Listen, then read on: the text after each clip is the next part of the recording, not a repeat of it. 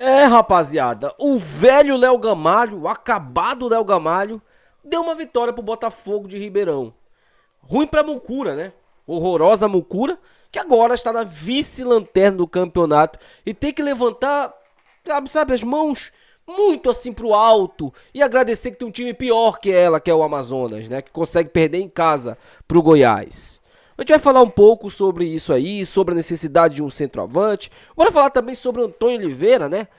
Que vive no mundo encantado de Bob, de Alice. Ele deve andar com muito mucurento, né? Não é possível. Porque é inacreditável, cara. Ele fala de um jogo que todo mundo assistiu totalmente diferente. Essa que é a verdade. Mas bora primeiramente falar sobre o Léo Gamalho, né? O Léo Gamalho, camisa 9, 38 anos, o velho acabado, hoje meteu simplesmente 2 gols e deu a vitória pro Botafogo de Ribeirão em cima do América Mineiro, nosso próximo adversário. América Mineiro que anda mal das pernas, né? Mas sempre tem um remo de um português cara de cavalo velho que sempre ele revive alguns clubes mortos, né? Ele reviveu a Mucura, ele reviveu agora a Ferroviária, do pé de rato Netinho. É isso aí, é isso aí. Aí, rapaziada, a gente tem que aguentar, sabe? A zoeira do Netinho. Que Netinho, N? Que Netinho? O cantor da Bahia? Não, não. O Netinho, aquele que tomou um pé na bunda da Mucura. O Netinho, ele foi preterido pelo Vilela, pra você ter uma ideia. E ele tava zoando. E sabe, com razão, tem que zoar mesmo. Futebol é isso, tem que zoar mesmo. Tem que zoar mesmo na rede social. Esse português cara de cavalo. Mas sabe quem é zoado? É a gente. Porque o cara de cavalo sequer deve assistir, deve olhar a rede social. Sequer. E não consegue entender o jogo que ele tá assistindo ali, que ele trabalha. Imagina só acompanhar uma rede social, uma zoeira de rede social. Mas o Léo Gamalho meteu os 2 gols hoje, né? O Botafogo venceu, empurrou a Mucura para vice-lanterna da competição, que lá vai continuar, porque vai tomar fumo do Atlético Paranaense. Não adianta, Mucurento.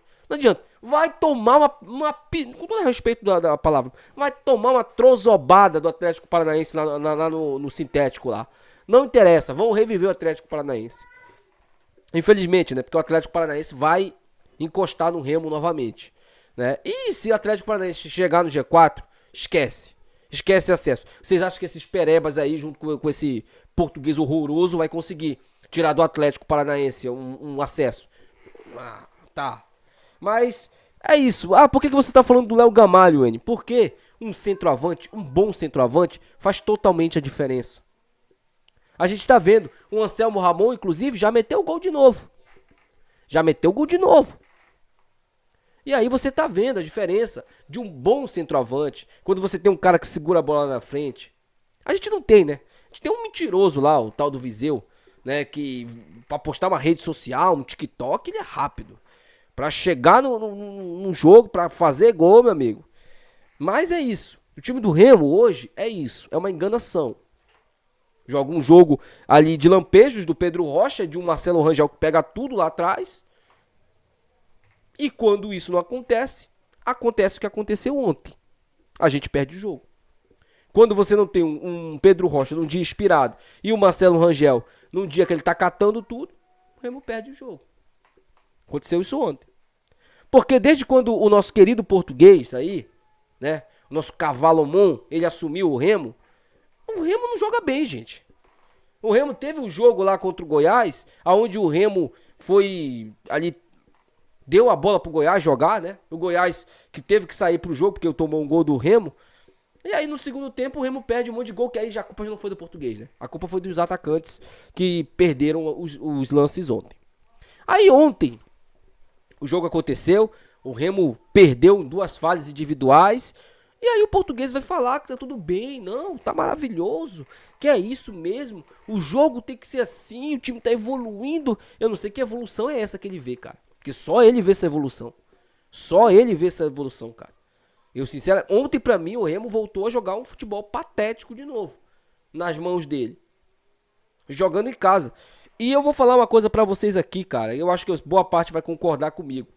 Um centroavante, quando você tem um camisa 9 que perturba uma área, quando você pega um time como é a Ferroviária, como vai ser o Botafogo, né, o time que vai jogar por uma bola, é bom você ter um centroavante porque você começa a jogar as bolas lá na área, para ele poder brigar na área e achar um gol. Que aí quando você acha esse gol, o outro time, esse time que veio com essa proposta, ele já tem que abandonar essa proposta. Por quê? Porque ele vai ter que ir para cima para buscar o resultado.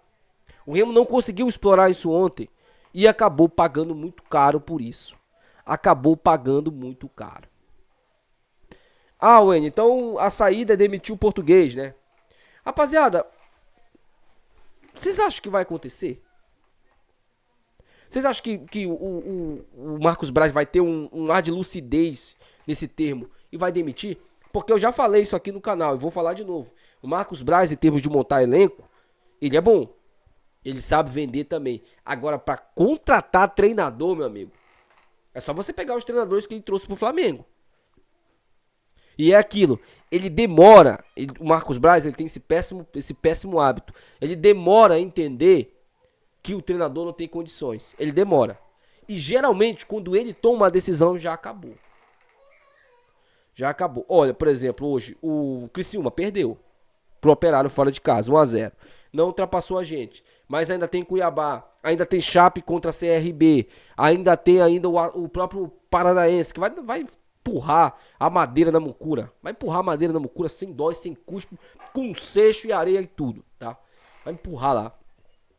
E aí vão encostar na gente. Se a Chape ganhar, é ruim. É totalmente ruim. Mas se o CRB ganhar, também é ruim. Porque o ideal seria a Chape empatar com o CRB, né? Mas a Chape joga em casa. É outro resultado que, sinceramente, meus amigos, eu não sei se o Remo vai conseguir chegar. E a minha impressão que eu tenho, e eu já falei isso aqui também, é que quanto mais o Antônio Oliveira estiver aí, mais atrasado nós estaremos. Mais com problemas nós estaremos. Ele é uma ótima pessoa, assim. É um ótimo pai. Eu também sou um ótimo pai também. Mas eu não sirvo pra treinar o Remo. Eu não sirvo pra treinar o Remo. Eu sou um ótimo pai. Não tenha dúvidas disso. Você que tá aí em casa é um ótimo pai. Mas você serve pra treinar o Remo? Você tem capacidade pra treinar o Remo? Eu não tenho. Eu não tenho. E muito menos ele. Tá aí de novo. O problema escancarado. Mais uma vez. Vamos enfrentar o América. E eu, assim, eu tenho minhas dúvidas, tá? O América é um time limitado. Um time que joga mal. Né, que não consegue fazer ali o seu estilo de jogo, implementar o seu estilo de jogo, mas contra o Remo, sem o Pedro Rocha, com o Antônio Oliveira na beira do gramado, eu não duvido nada, cara, da gente reviver esse time aí do América, tá? Só que tem um detalhe, mas a Moucura tá se ferrando, mas os outros times estão chegando perto do Remo. E detalhe, nós temos que chegar a 45 pontos, não esqueçam disso. Nós temos ainda que somar 15 pontos. Perdendo ponto em casa contra time que está na zona de rebaixamento, adversário teoricamente direto. E aí? O que você acha que vai acontecer daqui a 4, 5 rodadas? O meu medo é esse. É você permanecer com um treinador ruim, muito ruim. E quando você contratar um outro treinador, que não está fácil no mercado, você trazer um bom treinador, você esteja lá na parte de baixo da tabela. E a Série B é um campeonato traiçoeiro. É um campeonato muito traiçoeiro. A gente sabe disso. A gente sabe disso. Tá? A gente teve ali o exemplo de 2021, né? O N vai ficar lembrando disso. E, rapaziada, temos que lembrar, pô. Temos que lembrar. Nós temos que usar aquele 2021 como exemplo. O Remo fez tudo que tinha que fazer de errado. Permaneceu com o treinador burro, ruim. Né? O presidente achou que estava tudo certo. Que já tinha garantido a pontuação. A gente foi rebaixado no final. Com 44 pontos. Faltava 1 para permanência. E a gente conseguiu. A gente conseguiu a proeza de contra um time que estava rebaixado dentro de casa. A gente não conseguiu vencer. Bom, deixa aí nos comentários. Quero saber sua opinião sobre tudo isso, tá? Até o próximo vídeo. Tchau.